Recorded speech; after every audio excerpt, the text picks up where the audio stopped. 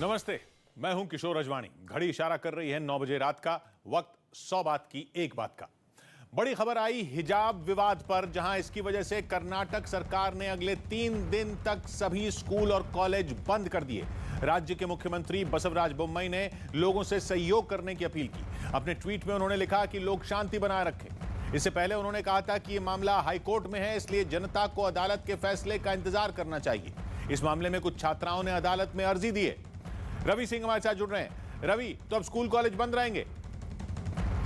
जी किशोर, कर्नाटक में हिजाब को लेकर विवाद बढ़ता जा रहा है और इस पर सियासत भी तेज हो गई है। नौबत यहां तक की आ गई है कि कर्नाटक सरकार को अगले 3 दिनों तक स्कूल कॉलेज बंद करने के आदेश तक देने पड़े और मुख्यमंत्री को लगा कि कहीं मामला और भी ज्यादा न बढ़ जाए और हाथ से निकल ना जाए, इसलिए शांति और सौहार्द बनाए रखने की अपील भी की है। इसी मामले को लेकर आज कर्नाटक में हाई कोर्ट में सुनवाई भी हुई है और अगली सुनवाई 9 तारीख को यानी कि बुधवार को होनी है। तो हिजाब विवाद हाई कोर्ट पहुंच गया। कर्नाटक में हिजाब और भगवा गमछे के विवाद पर हाई कोर्ट में सुनवाई हुई। इस मामले पर सुनवाई दोपहर में भी जारी रहेगी। इस विवाद पर कोई फैसला आने तक राज्य सरकार और हाई कोर्ट दोनों ने लोगों से संयम बरतने को कहा, क्योंकि पिछले महीने जनवरी में एक स्कूल से शुरू हुआ यह विवाद जंगल की आग की तरह फैल गया और राज्य के कई स्कूलों में पहुंच गया, जिसकी वजह से हालात काबू से बाहर हो गए। कर्नाटक के बागलकोट में तो बात ऐसी बिगड़ी कि वहां एक स्कूल के बाहर मौजूद लोगों ने पुलिस पर पथराव कर दिया।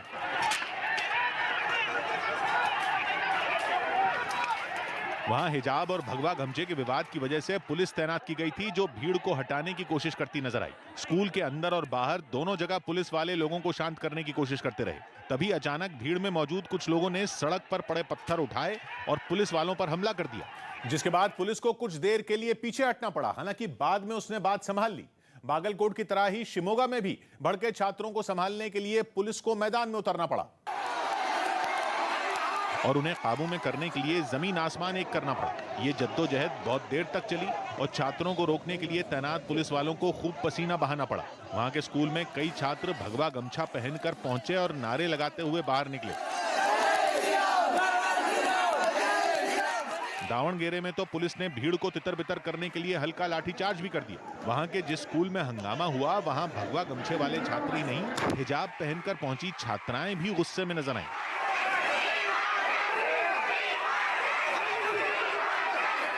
इन छात्राओं को स्कूल प्रशासन ने शांत करवाया और फिर जैसे तैसे उन्हें घर भेजा गया। हिजाब और भगवा गमछे का विवाद कर्नाटक के उडुपी के एक स्कूल से शुरू हुआ था और कुछ ही दिनों में राज्य के कई स्कूलों में छात्र हिजाब के विरोध में भगवा गमछा ओढ़कर आने लगे, जिसकी वजह से तनाव बढ़ता गया।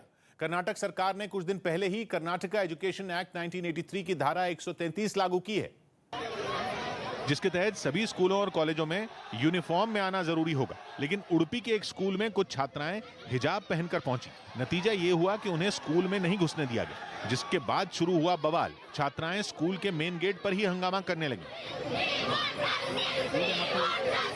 थोड़ी ही देर बाद वहां भगवा गमछा पहने छात्र भी पहुंच गए और तमाशा शुरू हो गया। दोनों तरफ के छात्र शोरगुल करने लगे। उन्हें संभालने में स्कूल मैनेजमेंट के तो पसीने ही छूट गए।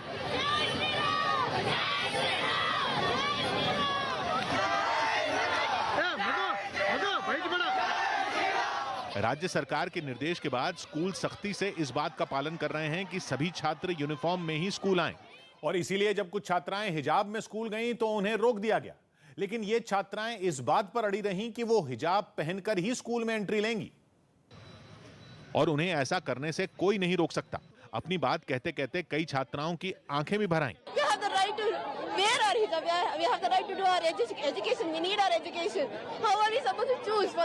कई छात्राएं तो इस बात से भी परेशान दिखीं कि हिजाब की वजह से उन्हें परीक्षा में शामिल नहीं होने दिया जा रहा। आज हमारा केमिस्ट्री लैब एग्जाम है। अभी नहीं छोड़ रहे, इतना बड़ा ताला लगा हुआ है इधर।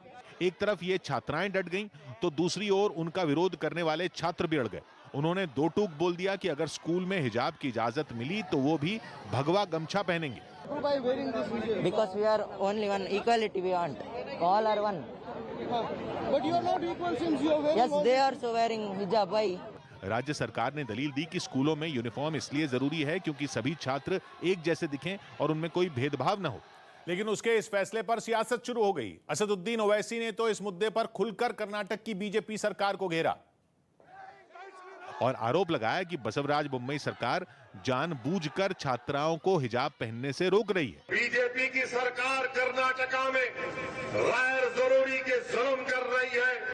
ओवैसी ही नहीं, कांग्रेस भी राज्य सरकार के खिलाफ दिखी। सरकारी संस्थान में अगर उस संस्थान का अगर नियम है कि कोई भी नहीं आएगा तो सभी धर्म के लिए लागू होनी चाहिए, सिर्फ हिजाब के लिए नहीं। बयानबाजी के बीच मुख्यमंत्री ने लोगों से अपील की कि वो शांति बनाए रखें। Let the children do their education and studies. Exams are also coming. I appeal for all the people to keep peace. इस बीच कर्नाटक के हिजाब और भगवा गमछे के विवाद पर हाई कोर्ट में सुनवाई भी शुरू हो गई और अदालत ने साफ कर दिया कि इस मामले में कोई भी फैसला कानून के हिसाब से लिया जाएगा। ये सुनवाई सुबह भी जारी रहेगी। इससे पहले अदालत ने हिजाब विवाद पर सुनवाई करते हुए साफ कर दिया कि वो कानून के हिसाब से चलेगी, न कि किसी के जुनून या भावनाओं के हिसाब से। हाईकोर्ट ने दो टूक कहा कि जो संविधान कहेगा वही होगा, क्योंकि संविधान ही हमारे लिए भगवत गीता है। यही नहीं, सुनवाई के दौरान जज ने छात्रों और जनता से शांति बनाए रखने की अपील की और उम्मीद जताई कि लोग उनकी बात मानेंगे, क्योंकि चंद शरारती लोग चाहते हैं कि विवाद बढ़े। अदालत ने छात्रों को सलाह देते हुए कहा कि उनका भड़कना और नारेबाजी करना अच्छी बात नहीं है। सौभाग्य की एक बात यह कि यह विवाद पिछले महीने जनवरी में तब शुरू हुआ था जब उडुपी के एक सरकारी कॉलेज की 6 छात्राओं ने हिजाब पहनकर कॉलेज में एंट्री ली थी, जबकि कॉलेज मैनेजमेंट ने इस बात से मना किया था और कहा था कि छात्र एक कॉलेज एक यूनिफॉर्म के नियम का पालन करें। लेकिन छात्राएं हिजाब पहनकर कॉलेज पहुंच गईं, जिसके बाद एक हिंदूवादी संगठन ने इसका विरोध किया था। राज्य सरकार ने तब इस मामले को संभालने की कोशिश की थी, लेकिन अब यह विवाद बढ़ गया है और अगले 3 दिन के लिए राज्य के सभी स्कूल और कॉलेज बंद कर दिए गए हैं। ओवैसी पर हमले का एक और वीडियो सामने आया। जिस हमले में AIMIM नेता असदुद्दीन ओवैसी बाल बाल बच गए थे, उसी हमले का यह नया वीडियो है। यह घटना 3 फरवरी को उत्तर प्रदेश के हापुड़ में हुई थी, जिसके इस नए वीडियो में ओवैसी की गाड़ियां हमले से बचने के लिए टोल प्लाजा को तेजी से पार करती नजर आईं।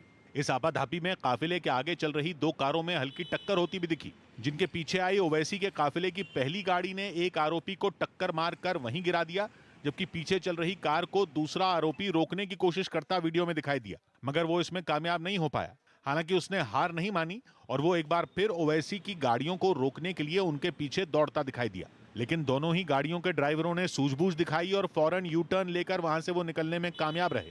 इससे पहले भी 2 CCTV वीडियो सामने आए थे, जिनमें हमलावर गोलियां चलाते नजर आए थे और इन्हीं वीडियो की मदद से पुलिस ने हमलावरों की पहचान की, जिसके बाद दोनों आरोपियों को कुछ ही घंटों में गिरफ्तार कर लिया गया था, जिनमें सचिन नाम के एक आरोपी का भी वीडियो सामने आया, जिसमें वो सफेद जैकेट पहने दिखाई दिया। इसी वीडियो में आरोपी सचिन ने ओवैसी के भाई अकबरुद्दीन ओवैसी के 8 साल पुराने एक बयान को इस हमले की वजह बताया। उनका एक बयान आया था, उन्होंने उसमें कहा कि भाई ये जो ताजमहल है और कुतुब मीनार है, ये सब हमारे बाप दादाओं का है। तो उस बयान को सुन के मैं जब से बहुत हर्ट हो गया। अकबरुद्दीन ओवैसी के जिस बयान का हवाला आरोपी ने दिया, वो उन्होंने एक रैली के दौरान दिया था। हम गए तो खाली हाथ नहीं जाएंगे, ताज को भी ले जाएंगे, लाल किले को भी ले जाएंगे, कुतुब मीनार को भी ले जाएंगे। इस मामले में दोनों आरोपी अभी 14 दिन की न्यायिक हिरासत में हैं। सौभाग्य की बात यह कि AIMIM नेता असदुद्दीन ओवैसी पर यह हमला एक चुनावी रैली से लौटते वक्त हुआ था, जिसके इस नए वीडियो को भी पुलिस ने अपनी जांच में शामिल किया, जबकि खबर है कि पुलिस आरोपियों की कॉल डिटेल भी खंगाल रही है। पीएम ने कांग्रेस पर फिर जोरदार हमला बोला। लोकसभा के बाद उन्होंने राज्यसभा में राष्ट्रपति के अभिभाषण पर धन्यवाद प्रस्ताव की चर्चा का जवाब दिया, जिसमें प्रधानमंत्री नरेंद्र मोदी ने सिख दंगों और कश्मीरी पंडितों के पलायन समेत कई मुद्दों पर कांग्रेस को घेरा और यह आरोप लगाया कि कांग्रेस ने देश के विकास को रोका। अगर कांग्रेस न होती तो इमरजेंसी का कलंक न होता, अगर कांग्रेस न होती तो सिखों का नरसंहार न होता, सिखों का नरसंहार न होता। सालों साल पंजाब आतंकी आग में न जलता। अगर कांग्रेस न होती तो कश्मीर के पंडितों को कश्मीर छोड़ने की नौबत न आती। अगर कांग्रेस न होती तो बेटियों को तंदूर में जलाने की घटनाएं न होती।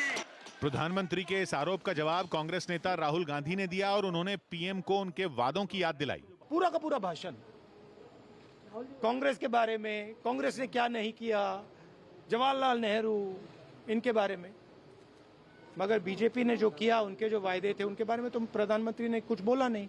इतना ही नहीं, कांग्रेस ने यह साफ किया कि वो आगे भी संसद में जनता से जुड़े मुद्दों पर सरकार को घेरने से पीछे नहीं हटेगी।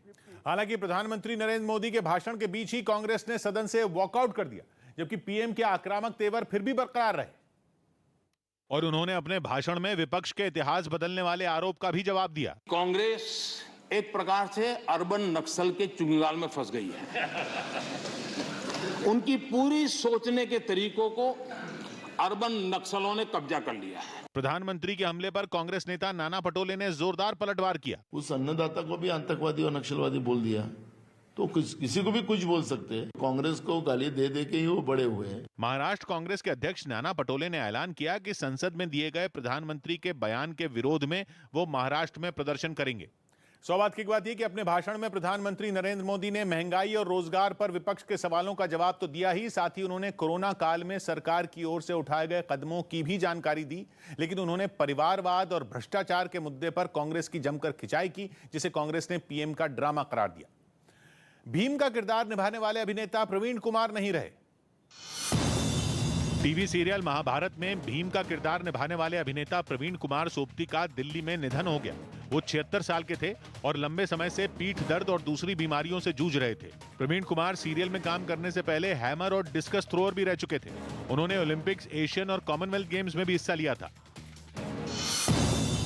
गोवा विधानसभा चुनाव के बीच प्रधानमंत्री मोदी गुरुवार को वहां एक रैली करेंगे, जबकि ठीक उसके अगले दिन यानी शुक्रवार को राहुल गांधी भी वहां पार्टी के लिए वोट मांगेंगे। अमिताभ बच्चन की फिल्म झुंड का टीजर रिलीज कर दिया गया। यह फिल्म 4 मार्च को सिनेमाघरों में रिलीज होगी। भारतीय महिला क्रिकेट टीम और मेजबान न्यूजीलैंड के बीच भारतीय समय के हिसाब से सुबह 5:30 बजे से क्वींसटाउन में T20 मैच खेला जाएगा। इस सीरीज में T20 का एक ही मैच खेला जाएगा। इसके बाद शनिवार से वनडे मुकाबले शुरू होंगे। मध्य प्रदेश की भोपाल लोकसभा सीट से बीजेपी सांसद प्रज्ञा ठाकुर को ब्लैकमेल करने की कोशिश के मामले में पुलिस ने FIR दर्ज कर ली। बताया गया कि 2 दिन पहले प्रज्ञा ठाकुर को वीडियो कॉल कर एक लड़की ने अश्लील हरकतें की थी और उसे रिकॉर्ड कर लिया।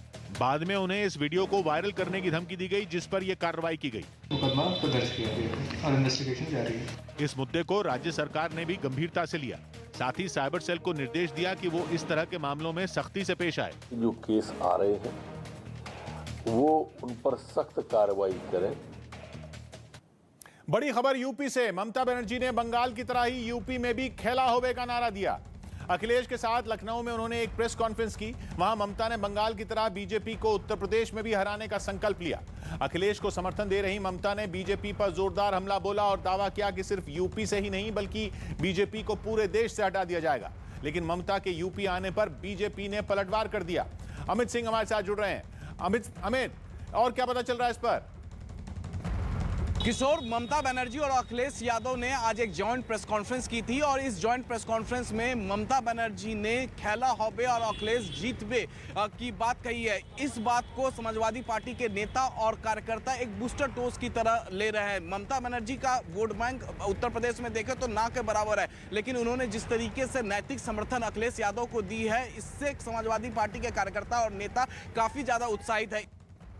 तो यूपी में भी बीजेपी के खिलाफ खेला होबे का नारा गूंजा। लखनऊ में ममता बनर्जी ने मंच से यह नारा बुलंद किया और अखिलेश के समर्थन में प्रचार करते हुए उन्होंने दावा किया कि यूपी चुनाव में बीजेपी का सफाया हो जाएगा, खेला होगा। और इसीलिए ममता बनर्जी अखिलेश यादव को समर्थन देने के लिए 2 दिन के यूपी दौरे पर हैं, जहां लखनऊ में उन्होंने अखिलेश यादव के साथ मंच साझा किया। मंच पर एक बार फिर ममता बनर्जी अपने चिरपरिचित अंदाज में नजर आईं। उन्होंने मंच से खेला होबे का नारा लगाया, जिसके बाद पीछे बैठे सुरक्षा कर्मी ने उनके हाथों में समाजवादी पार्टी की टोपी के रंग की एक फुटबॉल थमा दी। इसके बाद ममता हाथों में फुटबॉल लेकर मंच के आगे की तरफ आईं। उनके साथ ही अखिलेश और मंच पर मौजूद दूसरे कई नेता भी आगे आ गए। फिर ममता ने फुटबॉल वहां खड़े लोगों की तरफ उछाल दी। खेला होगा, इसी के लिए अखिलेश जीतेगा, खेला होगा। फुटबॉल के साथ ममता बनर्जी की यह तस्वीर नई नहीं है। इससे पहले पश्चिम बंगाल के चुनावों के दौरान भी ममता ने कई रैलियों में फुटबॉल लेकर खेला होबे का नारा लगाया था। बंगाल चुनावों में प्रचार करते हुए ममता के एक पैर में चोट लग गई थी,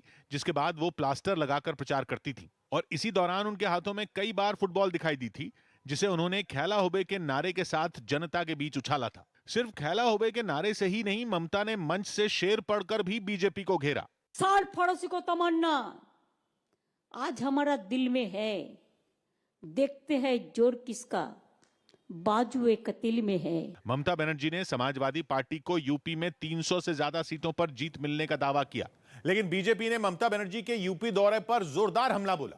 इसके लिए बीजेपी नेता शुवेंदु अधिकारी ने 2 वीडियो ट्वीट किए, जिसमें उन्होंने दावा किया कि बंगाल विधानसभा चुनावों के दौरान बीजेपी नेताओं और कार्यकर्ताओं पर कई हमले हुए थे और इसके लिए उन्होंने ममता बनर्जी को जिम्मेदार ठहराया। केंद्रीय मंत्री स्मृति ईरानी ने भी ममता बनर्जी के यूपी आने और अखिलेश का साथ देने पर चुटकी ली। ऐसी क्या मजबूरी है कि अखिलेश को अब ममता जरूरी है? लेकिन अखिलेश यादव को ममता का साथ मिला तो उन्होंने उन्हीं के सहारे बीजेपी पर वार कर दिया। दीदी के आने से तो भाजपा के संकट के बादल और भी गहरा गए हैं। अखिलेश यादव ने यह दावा भी किया कि ममता के यूपी आने से बीजेपी बौखला गई। इस बीच पीएम ने बिना नाम लिए ममता बनर्जी पर बड़ा हमला बोल दिया। उन्होंने आरोप लगाया कि यूपी के लोगों को बदनाम करने वालों को प्रचार के लिए लाया गया। दूसरे प्रदेशों के जो नेता यूपी के लोगों को गुंडा करार देते थे, उन्हें भी ये अपने प्रचार के लिए यहां ले आए हैं। सौभाग्य की बात है कि 2 दिन के यूपी दौरे पर आई ममता बनर्जी अभी पहले चरण के लिए अखिलेश के समर्थन में प्रचार कर रही हैं। इसके बाद ममता 3 मार्च को वाराणसी जाएंगी, जहां वो समाजवादी पार्टी के लिए फिर प्रचार करेंगी। हालांकि बीजेपी ने भी दावा किया कि यूपी में ममता के प्रचार का कोई असर नहीं होगा। दक्षिण कोरिया के राजदूत को फटकार लगाई गई। विवाद कार बनाने वाली कंपनी ह्युंडई के कश्मीर से जुड़े ट्वीट पर हुआ। पाकिस्तान में ह्युंडई के एक डीलर ने कश्मीर पर ट्वीट किया था। ट्वीट में उन्होंने पाकिस्तान का समर्थन किया था, जिस पर भारत में बवाल मच गया। ट्विटर पर ह्युंडई के खिलाफ इतने ट्वीट हुए कि #बॉयकॉट ह्युंडई ट्रेंड करने लगा। मसला कश्मीर से जुड़ा था, इसलिए भारत में लोग बुरी तरह आहत हुए और लोगों ने ह्युंडई की कारें कभी ना खरीदने की कस्में खाना शुरू कर दिया। कुछ लोगों ने तो दावा किया कि वो कार की बुकिंग कैंसिल करने वाले हैं। कश्मीर से जुड़े मामले में किसी कंपनी से ज्ञान लेना भारत सरकार को भी पसंद नहीं आया, इसीलिए इस मामले में सीधा दक्षिण कोरिया के राजदूत को तलब किया गया। पूरे मसले पर विदेश मंत्रालय ने साफ कर दिया कि कश्मीर के मसले पर दखल बर्दाश्त नहीं किया जाएगा। जिसके बाद पाकिस्तान के ह्युंडई के डीलर का विवादास्पद ट्वीट इंटरनेट से हटा दिया गया। यहां तक कि दक्षिण कोरिया में कंपनी ने अपने मुख्यालय से पूरे मामले पर सफाई भी दी। ह्युंडई ने साफ किया कि वो ऐसे किसी भी ट्वीट का समर्थन नहीं करती। जिसके बाद मामला कुछ शांत हुआ, लेकिन इस तरह का ट्वीट केवल ह्युंडई ने नहीं किया, बल्कि ऐसी कई बहुराष्ट्रीय कंपनियां हैं जिन्होंने मिलते जुलते ट्वीट किए, जिसके पीछे पाकिस्तान की साजिश की बात भी सामने आई। इस तरह के ट्वीट करने वालों में मशहूर रेस्टोरेंट चेन पिज्जा हट और KFC भी शामिल हो गए। ये सभी वो कंपनियां हैं जो बहुराष्ट्रीय हैं और उनका कारोबार भारत के साथ पाकिस्तान में भी है। दावा यह किया गया कि पाकिस्तान ने वहां काम करने वाली कंपनियों पर कश्मीर के हक में ट्वीट करने का दबाव बनाया। हालांकि KFC समेत कई कंपनियों ने बाद में पूरे मामले पर माफी भी मांग ली। KFC ने भी सफाई देते हुए साफ लिखा कि वो भारतीयों के साथ है और भारत के लोगों से विवादास्पद ट्वीट पर माफी भी मांग ली। लेकिन पाकिस्तान के इस कदम के पीछे उसकी सोची समझी साजिश नहीं, बल्कि उसकी छटपटाहट ज्यादा दिखी। असल में ये सारे ट्वीट 5 फरवरी के दिन किए गए, जब पाकिस्तान कश्मीर एकता दिवस मनाता है। कश्मीर के नाम पर विलाप का यह पाकिस्तान का पुराना तरीका है। पिछले कई साल से वो 5 फरवरी को इसी तरह मनाता है, लेकिन दुनिया के सामने उसका न तो कोई झूठ चला और ना ही कश्मीर के नाम पर उसका कोई नाटक चला, बल्कि कश्मीर से आतंकवाद के खिलाफ भारत के सुरक्षा बल के ऑपरेशन ने उसे चारों खाने चित कर दिया। अब न तो पाकिस्तान कश्मीर में गड़बड़ी फैलाने का मौका ढूंढ पा रहा है और ना ही दुनिया के सामने लाचारी दिखाने का। इसीलिए कश्मीर एकता दिवस के समर्थन में उसने उन कंपनियों से ट्वीट करवाए जो उसके यहां भी काम करती हैं और भारत में भी उनका बड़ा कारोबार है। हालांकि पाकिस्तान का यह दांव भी उल्टा पड़ गया, जब ज्यादातर सभी कंपनियों ने अपने पुराने ट्वीट पर माफी मांग ली और भारत के साथ खड़े हो गए। सौभाग्य की बात यह कि इस मामले में भारत सरकार ने तुरंत कार्रवाई की और दक्षिण कोरिया ने सीधा ह्युंडई को भारत के ऐतराज पर सचेत कर दिया। ह्युंडई भारत में 25 साल से कारोबार कर रही है और मारुति के बाद सबसे ज्यादा कार बेचने वाली कंपनी है और किया मोटर्स में भी ह्युंडई की 25% हिस्सेदारी है। समाजवादी पार्टी ने यूपी में मुफ्त पेट्रोल और CNG देने का वादा किया। इसके लिए अखिलेश यादव ने एक वचन पत्र जारी किया, जिसमें उन्होंने कई और लुभाने वाले ऐलान किए। और वचन पत्र दिखाते हुए अखिलेश यादव ने दावा किया कि यूपी में उनकी सरकार बनी तो एक-एक वादे को पूरा किया जाएगा। साथ ही उन्होंने बीजेपी के संकल्प पत्र पर निशाना भी साधा। भारतीय जनता पार्टी को आज जब नया संकल्प पत्र ला रहे थे तो पिछले संकल्प पत्र के लिए कम से कम 2 मिनट मौन रखना चाहिए था। लेकिन बीजेपी ने समाजवादी पार्टी के वचन पत्र पर तंज कसते हुए इसे सत्ता में आने के लिए बनाए गए वादों का पुलिंदा करार दिया। जो अपने पिता के लिए वचनों पर खरा नहीं उतरा, वो उत्तर प्रदेश के लिए वचनों पर कैसे खरा उतरेगा? बीजेपी ने दावा किया कि अखिलेश ने जो वादे किए उन्हें पूरा करना मुमकिन नहीं। लेकिन अखिलेश ने अपने वचन पत्र किए गए हर वादे के लिए बजट का पूरा खाका तैयार होने का दावा किया। उन्होंने अपने वचन पत्र में 2 पहिया गाड़ी वालों को 1 लीटर पेट्रोल हर महीने मुफ्त देने का वादा किया, जबकि ऑटो चलाने वालों के लिए 3 लीटर पेट्रोल के साथ 6 किलो सीएनजी हर महीने मुफ्त देने की बात कही। साथ ही गरीबी रेखा से नीचे के परिवारों को हर साल 2 गैस सिलेंडर फ्री देने का ऐलान किया। लड़कियों के लिए उन्होंने पोस्ट ग्रेजुएशन तक की पढ़ाई भी मुफ्त करने का वादा किया।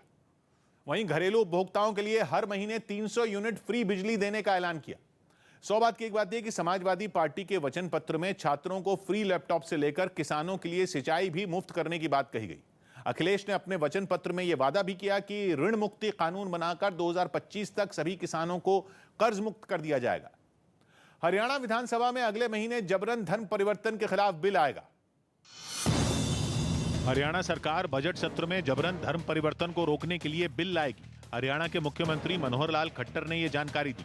राज्य विधानसभा में 2 मार्च से बजट सत्र की शुरुआत होगी और इसी दौरान ये बिल पेश किया जाएगा। कई प्रकार की ऐसी घटनाएं पैदा होती हैं, उन चीजों को रोकने के लिए इस कानून को लाया गया। भारत और वेस्टइंडीज के बीच अहमदाबाद में दोपहर 2:30 बजे से दूसरा वनडे मैच खेला जाएगा। इस 3 मैचों की सीरीज में भारत 1-0 से आगे है। प्रधानमंत्री मोदी और राहुल गांधी इसी हफ्ते उत्तराखंड के दौरे पर रहेंगे। प्रधानमंत्री शुक्रवार को श्रीनगर और शनिवार को अल्मोड़ा में जनसभा करेंगे। साथ ही राहुल गांधी शुक्रवार को हरिद्वार के मंगलोर और अल्मोड़ा में चुनावी रैली में शामिल होंगे। 10 तारीख को गुरुवार को उत्तराखंड के श्रीनगर पहुंचूंगा। जम्मू कश्मीर के पुंछ में एलओसी के पास हुए धमाके में एक नागरिक घायल हो गया। कांग्रेस के सीएम चेहरे के ऐलान पर सिद्धू की पत्नी नाराज हो गई। यही नहीं, नवजोत कौर सिद्धू ने नवजोत सिंह सिद्धू को मुख्यमंत्री चन्नी से बेहतर बताया।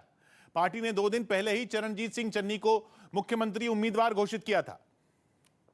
लेकिन नवजोत सिंह सिद्धू की पत्नी नवजोत कौर सिद्धू ने आरोप लगाया कि इसके लिए पार्टी ने योग्यता को तवज्जो नहीं दी। Your merit, your education, your work, your honesty, all these things should be counted. इस बयान के सामने आते ही बीजेपी कांग्रेस पर हमलावर हो गई। कांग्रेस के कुंडे में इस डिसीजन के पास में सब कुछ सामान्य नहीं है। एक बहुत बड़ा भूचाल आने वाला है। हालांकि नवजोत सिंह सिद्धू ने साफ किया था कि वो पार्टी हाईकमान के इस फैसले के साथ हैं। लेकिन इसके बावजूद पंजाब में सीएम पद का झगड़ा शांत होता नहीं दिख रहा। सिद्धू ने इशारों में एक बार फिर अपना दावा ठोक दिया। जे नवजोत सिंह सिद्धू का वजूद मुकिया ते पंजाब नाल मुकू कोई शरीफ आदमी, कोई ईमानदार आदमी मुड़ के पंजाब लिए लड़न लिए नहीं आना। 100 बात की बात यह कि 2 दिन पहले राहुल गांधी ने चरणजीत सिंह चन्नी को सीएम पद का उम्मीदवार घोषित कर पंजाब कांग्रेस में अनबन की खबरों पर विराम लगाने की कोशिश की थी। लेकिन सिद्धू की पत्नी ने नाराजगी जताकर एक बार फिर पार्टी की मुसीबत बढ़ा दी। बड़ी खबर आई अमेरिका से। एक आतंकी पर अमेरिका ने $1 करोड़ का इनाम रख दिया। $1 करोड़ मतलब भारतीय रुपयों में करीब 75 करोड़ रुपए। जून में हुए आतंकी हमले के पीछे इस आतंकी का हाथ बताया गया है। आतंकी का नाम है सनाउल्लाह गफ्फारी। इस्लामिक स्टेट के खुरासान मॉडल से जुड़े इस आतंकी पर कई हमलों में शामिल होने का आरोप है। चंदन जजवाड़े हमारे साथ जुड़ रहे हैं। चंदन, $1 करोड़ का इनाम रखा है, $1 करोड़ का। जी किशोर, देखिए अमेरिका ने सनाउल्लाह गाफरी पे $10 मिलियन का इनाम घोषित किया। ये बताता है कि सनाउल्लाह कितना बड़ा आतंकवादी है। दरअसल जून 2020 में ही सनाउल्लाह ISIS खुरासान का प्रमुख बना था और 26 अगस्त 2020 को काबुल के एयरपोर्ट पे जो आतंकवादी हमला हुआ था जिसमें 100 से ज्यादा लोग मारे गए थे, उसको लेकर के अमेरिका इसकी तलाश कर रहा है। ISIS खुरासान ने खुद जिम्मेदारी ली थी कि ये आतंकवादी हमला उसने किया है। इस हमले में 13 अमेरिकी सैनिक भी मारे गए थे और उसी को लेकर के अमेरिका ने ये इनाम घोषित किया है कि जो भी सनाउल्लाह गाफरी के बारे में बताएगा, उसका पता देगा, उसको अमेरिका की तरफ से $10 मिलियन का इनाम दिया जाएगा। तो अफगानिस्तान के एक आतंकी पर अमेरिका ने बहुत बड़े इनाम का ऐलान कर दिया। आतंकी का नाम है सनाउल्लाह गफ्फारी, जिससे जुड़ी कोई भी जानकारी देने पर अमेरिका $1 करोड़ यानी भारतीय रुपयों में करीब 75 करोड़ देगा। क्योंकि सनाउल्लाह गफ्फारी को अमेरिका 183 लोगों के कत्ल का दोषी मानता है। पिछले साल 26 अगस्त को काबुल एयरपोर्ट पर एक बड़ा धमाका हुआ था। उस धमाके में जो 183 लोग मारे गए थे, उनमें 13 अमेरिका के नागरिक थे। हमले की जिम्मेदारी इस्लामिक स्टेट खुरासान ने ली थी। जिस सनाउल्लाह गफ्फारी नाम के आतंकी पर 75 करोड़ रुपए का इनाम घोषित किया गया, वो IS खुरासान का मुखिया है। सनाउल्लाह अफगानिस्तान समेत पूरे दक्षिण एशिया में सबसे खूंखार आतंकियों में एक माना जाता है, जिसे ढूंढने में अमेरिका ने पूरी ताकत लगा दी है। 26 अगस्त को काबुल एयरपोर्ट पर हुए हमले के फौरन बाद IS खुरासान ने हमले की जिम्मेदारी ले ली थी। और यह हमला उस वक्त हुआ था जब डरे और घबराए हुए लोग अफगानिस्तान से निकलने में लगे थे। अफगानिस्तान पर तालिबान का कब्जा हो चुका था। उस वक्त सबसे ज्यादा अफरा तफरी और भीड़ भाड़ का माहौल काबुल के एयरपोर्ट पर दिख रहा था, जहां सुरक्षा के लिए केवल अमेरिकी फौजी नहीं बल्कि तालिबान के लड़ाके भी थे। लेकिन दोनों को चकमा देकर केवल एक हमलावर ने इतने बड़े हमले को अंजाम दे दिया था। अमेरिकी जांच एजेंसियों के मुताबिक काबुल एयरपोर्ट पर एक आत्मघाती हमलावर 20 पाउंड यानी करीब 9 किलो विस्फोटक लेकर आया था। जांच रिपोर्ट यह भी कहती है कि तालिबान भी इस हमलावर के बारे में या इस्लामिक स्टेट की साजिश के बारे में नहीं जानते थे। विस्फोटक के जरिए इतना बड़ा धमाका किया गया कि किसी को संभलने तक का मौका नहीं मिल पाया। हमले में अफगानिस्तान के 170 नागरिक और अमेरिका के 13 सैनिक मारे गए थे। रिपोर्ट दावा करती है कि अमेरिका के कुछ सैनिकों ने तो बेहद अच्छी क्वालिटी की बम विरोधी जैकेट और हेलमेट पहने हुए थे, लेकिन फिर भी उनकी जान नहीं बच पाई। इसलिए अपने 13 नागरिकों की मौत का बदला लेने के लिए अमेरिका अब एड़ी चोटी का जोर लगा रहा है। और इसीलिए केवल अफगानिस्तान ही नहीं बल्कि आसपास के सभी मुल्कों में सनाउल्लाह की तलाश तेज कर दी गई है। दुनिया भर की सुरक्षा एजेंसियों के पास सनाउल्लाह से जुड़ी जानकारियां सीमित ही हैं। दावा यह है कि सनाउल्लाह गफ्फारी को शहाब अल मुजाहिर के नाम से भी जाना जाता है। इस आतंकी को पिछले साल जून में इस्लामिक स्टेट खुरासान की कमान सौंपी गई थी। IS खुरासान को इराक और सीरिया वाले इस्लामिक स्टेट का ही हिस्सा माना जाता है, बल्कि माना जाता है कि इसका गठन भी सीरिया में बैठे लोगों ने ही किया था और सनाउल्लाह गफ्फारी की जड़ें भी इराक और सीरिया में ही बताई जाती हैं। वहीं से इस्लामिक स्टेट ने उसे खुरासान वाले गुट का मुखिया बनाकर अफगानिस्तान भेजा था। हालांकि इस्लामिक स्टेट से जुड़ने से पहले वो अलकायदा का कमांडर भी रह चुका है। चर्चा तो यह भी है कि उसे वो हक्कानी नेटवर्क से भी जुड़ा रहा है। इसीलिए उसकी जड़ें अफगानिस्तान और पाकिस्तान में काफी गहरी हैं। अपने इसी नेटवर्क का इस्तेमाल करते हुए वो कई बड़े हमलों को अंजाम दे चुका है। पिछले कुछ सालों में पाकिस्तान में मस्जिदों और भीड़भाड़ वाली जगहों पर हुए कुछ हमलों के पीछे भी सनाउल्लाह को ही दोषी माना जाता है। अमेरिकी एजेंसियां ये मानती हैं कि इस्लामिक स्टेट खुरासान के हर हमले को अंतिम हरी झंडी सनाउल्लाह ही देता है। इसके अलावा हमलों के लिए फंड का इंतजाम करना भी उसकी ही जिम्मेदारी होती है। सौ बात की एक बात यह कि अपने 13 सैनिकों की मौत के कारण अमेरिका 26 अगस्त के हमले के लिए बेहद गंभीर है। नवंबर में ही यह पता लग गया था कि सनाउल्लाह ने उस हमले की साजिश रची थी। उसके बाद ही अमेरिका ने उसके खिलाफ कार्रवाई शुरू कर दी थी। लेकिन 2 दिन पहले अमेरिका के रक्षा विभाग की एक अहम बैठक में सनाउल्लाह को पकड़ने की रणनीति पर चर्चा हुई और उसी के तहत सनाउल्लाह पर एक बड़ा इनाम घोषित किया गया। टीएमसी और प्रशांत किशोर के बीच खटास की खबरें सामने आ गई। खबर है कि पश्चिम बंगाल निकाय चुनाव में टिकट बंटवारे के मुद्दे पर दोनों के बीच मतभेद है। यही नहीं, पार्टी के कई नेता इससे इतने नाराज हैं कि वो विरोध प्रदर्शन भी कर रहे हैं। लेकिन इस मुद्दे पर जब मुख्यमंत्री ममता बनर्जी से सवाल पूछा गया तो वो भड़क गईं। Please don't ask me all this question now. It is not internal party matter. वहीं बीजेपी को बैठे बिठाए टीएमसी को घेरने का मौका मिल गया। सबसे पहले पार्टी नेता अमित मालवीय ने ट्वीट कर हमला बोला तो बंगाल बीजेपी ने भी ममता और उनके भतीजे अभिषेक बनर्जी का नाम लेकर टीएमसी पर तंज कस दिया। बुआ भतीजा का जो नया सर्कस चल रहे हैं पीके को लेके, ये तो एक दिन होना ही था। बंगाल में प्रशांत किशोर की कंपनी आईपैक के साथ टीएमसी का करार है। सौ बात की एक बात यह कि चुनावी रणनीतिकार प्रशांत किशोर पिछले साल हुए बंगाल विधानसभा चुनाव से पहले से ही टीएमसी के साथ जुड़े। लेकिन खबर है कि निकाय चुनाव को लेकर आईपैक ने सोशल मीडिया अकाउंट पर टीएमसी उम्मीदवारों की जो लिस्ट जारी की थी उस पर पार्टी के कुछ नेता नाराज हो गए और उन्होंने इसे खारिज करते हुए खुद एक लिस्ट बनाकर उसे अलग अलग जिलों में भेजना शुरू कर दिया। गोवा के लिए बीजेपी ने घोषणा पत्र जारी कर दिया। केंद्रीय मंत्री नितिन गडकरी ने गोवा विधानसभा चुनाव के लिए पार्टी का घोषणा पत्र जारी कर दिया। इसमें मछुआरों और युवाओं के लिए कई योजनाएं लाने का वादा किया गया। साथ ही गडकरी ने राज्य में आम आदमी पार्टी के मोहल्ला क्लिनिक बनाने के वादे पर सवाल उठाए और दावा किया कि गोवा में पहले से स्वास्थ्य सुविधाएं काफी अच्छी हैं। गोवा प्रथम क्रमांक पर है तो गोवा में मोहल्ले क्लिनिक की कोई जरूरत ही नहीं है। बीसीसीआई ने रणजी ट्रॉफी के लिए तैयारियां पूरी कर ली और इस बार कोरोना खतरे को देखते हुए सभी टीमों के लिए 5 दिनों का क्वारंटीन नियम जरूरी कर दिया। ये ट्रॉफी 17 फरवरी से शुरू होगी, लेकिन इससे पहले 10 तारीख तक सभी खिलाड़ी अपने अपने वेन्यू पर जुट जाएंगे। इस दौरान खिलाड़ियों के कोरोना टेस्ट भी होंगे। बीसीसीआई ने साफ किया कि हर टीम में 20 खिलाड़ी और 10 सदस्य सपोर्ट स्टाफ के होंगे। सुप्रीम कोर्ट ने चुनाव प्रचार में हिस्सा लेने के लिए आजम खान को जमानत देने से इनकार कर दिया। हालांकि अदालत ने उन्हें इस मामले में इलाहाबाद हाईकोर्ट में अपनी याचिका दाखिल करने की सलाह दी। साथ ही हाईकोर्ट को भी उनकी याचिका पर जल्द सुनवाई करने को कहा।